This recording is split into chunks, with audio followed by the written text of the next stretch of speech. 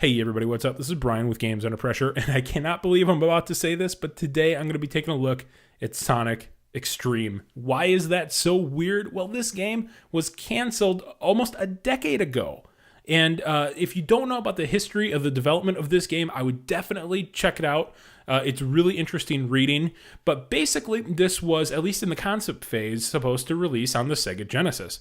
After a few development hurdles, they decided to move it over to the Sega Saturn. Now, this is a Sonic game that was going to be developed by a Western studio called Sega Technical Institute. And but they also had to answer to Sega Japan. And they had a build of this game running, and the executives from Sega Japan decided to check it out, and they did not like what they saw. Not only that, but they had a few engine problems, and then a few of the lead designers became ill. And long story short, this game sort of faded into the ether, unfortunately. However, in the last few days, a very enterprising, gracious group of guys out there sort of cobbled together all of these separate pieces that were still left from this game and actually created a playable build of a game that was never supposed to see the light of day, which is very, very cool. You can download it in the link in the comments below, so definitely check that out if you want to get in on this and play it yourself. It's available right now on the PC. You don't have to fiddle with emulators or ROMs or anything like that. It is pretty straightforward. You just install it, play it, and you're good to go. Now, I'm going to get into this right now, and first of all, I want to take a minute and show you some of the weird differences in this game that you might not be too familiar with. So, first of all, you can see that Sonic has just the basic jump ability. When he runs, there is some gradual inertia, so he gets a little bit faster as he runs, which is cool. However, the differences really begin there, because if you look, this is not your typical Sonic level in any way, shape, or form.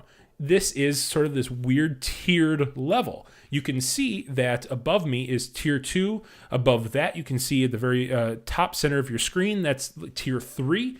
And the goal, at least from what I understand, is to basically get to the top and collect all the rings. So in this build, it is just, it's exactly what I explained before. It's super rough. It's just almost more of a proof of concept. Like, can we get this thing actually running on a modern PC for people to experience? So this is just to give you a taste of what Sonic X-Treme is.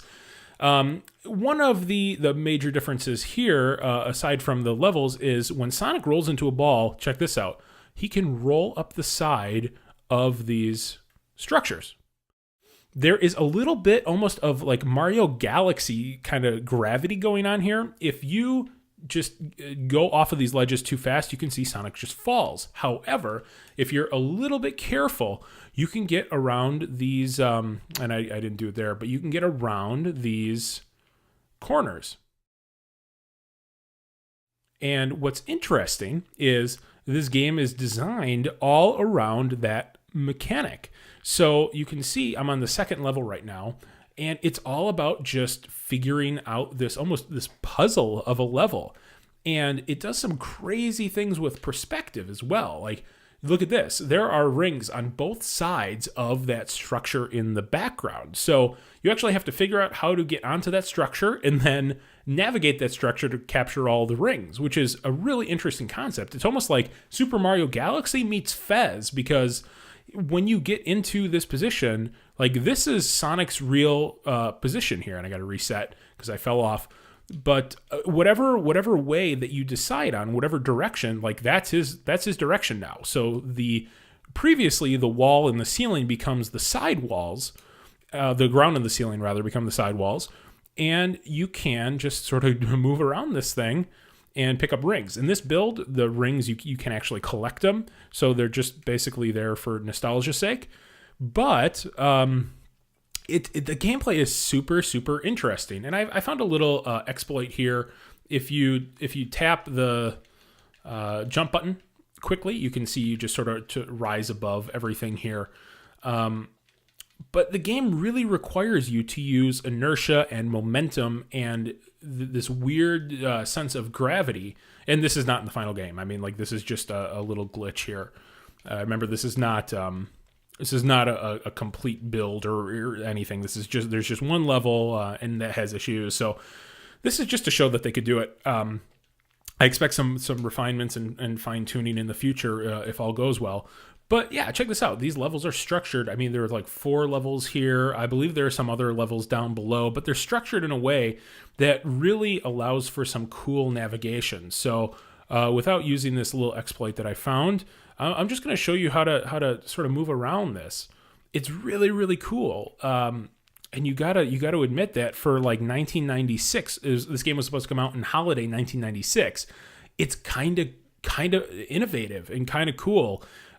Sonic is super touchy on this, and right now I didn't like the arrow controls on the keyboard, so I mapped an Xbox 360 controller to this game. It actually works surprisingly well. I feel like I have a little bit more fine-tuned control over Sonic, which is good.